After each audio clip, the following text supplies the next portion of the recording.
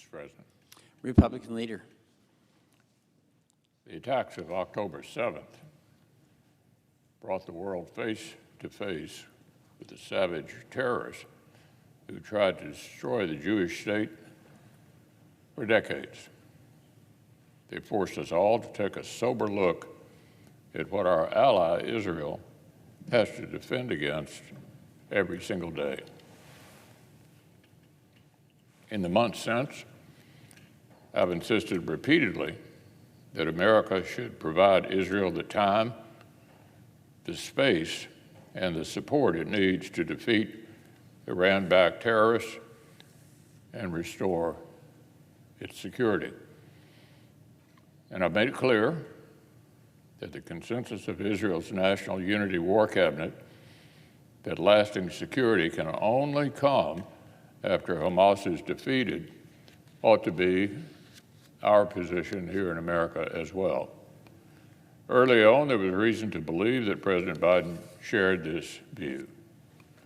I was encouraged by his initial willingness to move quickly to transfer needed munitions to Israel, by his request for an emergency national security supplemental, including urgent security assistance to Israel, and by what he called his administration's ironclad commitment to Israel's security.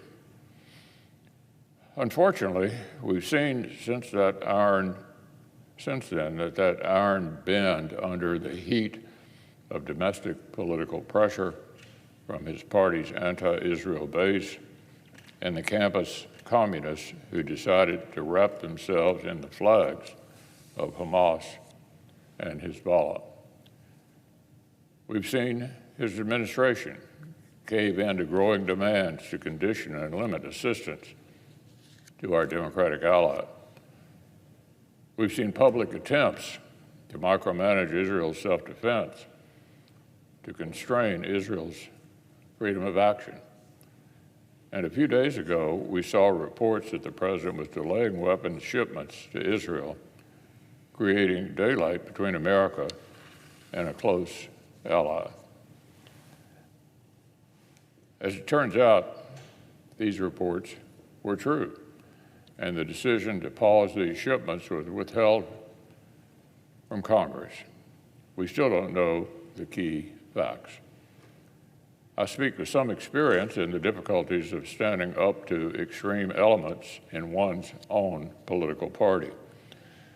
But the president's apparent inability to keep the most radical voices on his left flank out of the Situation Room isn't just a shameful abdication of leadership, it's actually dangerous. Failing to pass the Emergency National Security Supplemental would have been devastating to Ukraine's defense and America's credibility.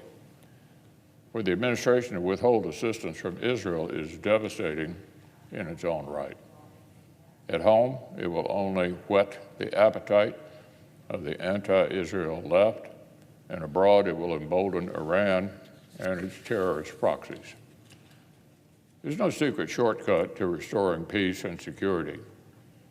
A return to the status quo ante doesn't solve the challenge at hand. The status quo before October 7th was what allowed Iran the latitude to export terror across the Middle East and allowed Hamas to exploit a ceasefire to launch the attacks. For those who care about the humanitarian situation in Gaza, and I would count myself among those who do, the most enduring way to help the Palestinian people is to help Israel defeat Hamas.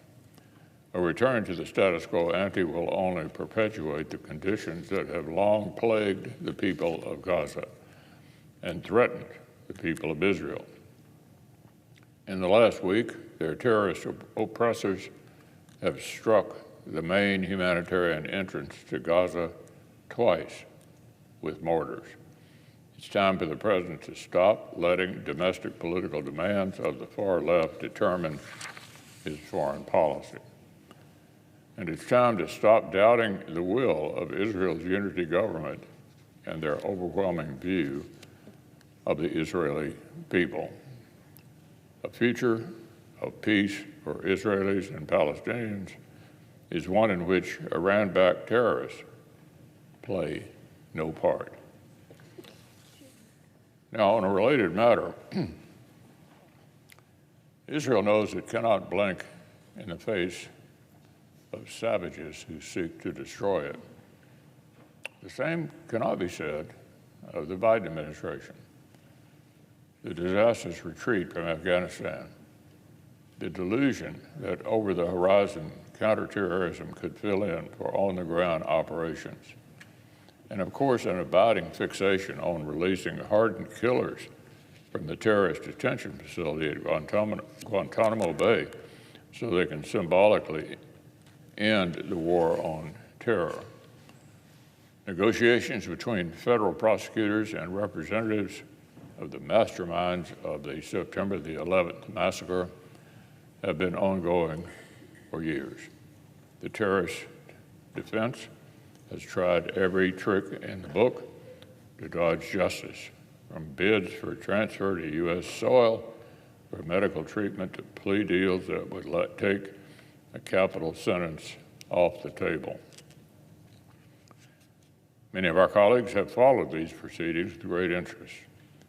Many of us feel strongly that a terrorist mass murderer ought to get his just deserts. And the way this story is sometimes covered in the press, you might think there's something wrong about a U.S. senator insisting on it. So let's be clear of a couple of things. First, Khalid Sheikh Mohammed deserves nothing less than the death penalty. And the fact he hasn't yet received it is a disgrace. Second, on President Biden's watch, the terrorist threat has grown significantly, while our ability to combat it has actually shrunk. Law enforcement and intelligence officials confirm the urgency of the threat to our homeland. We've been kicked out of Sahel, and we are blind in Afghanistan.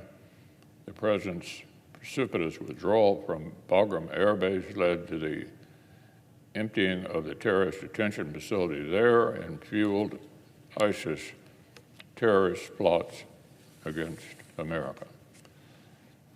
Finally, if the president and his attorney general let the perpetrators of the deadliest terrorist attack on American soil plead out or cut a secret deal for better health care and living conditions, the Biden administration will pay a steep political price.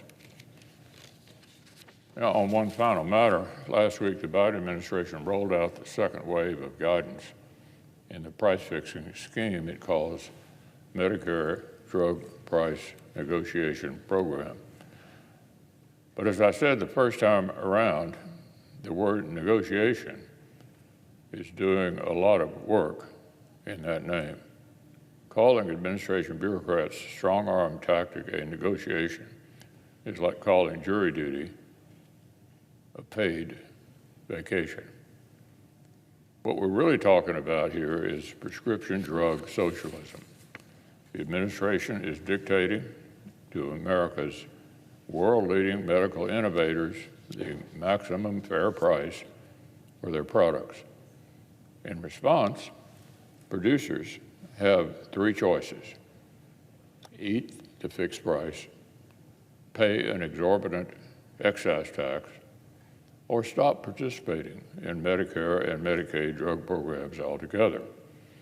Of course, we know it's not that neat and tidy. The underlying problem with price fixing is that it simply doesn't work.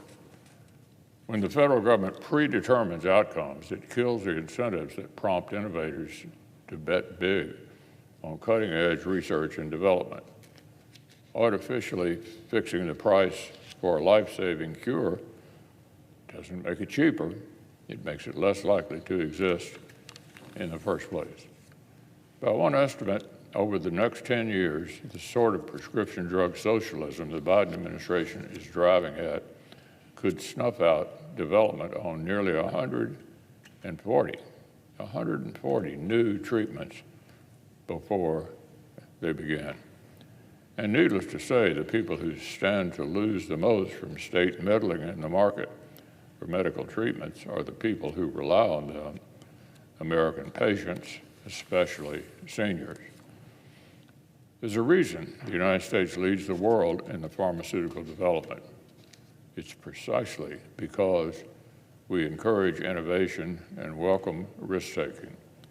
And it's because, until now, we've kept Washington from pouring cold water on the most prolific engine of life-saving cures in our history.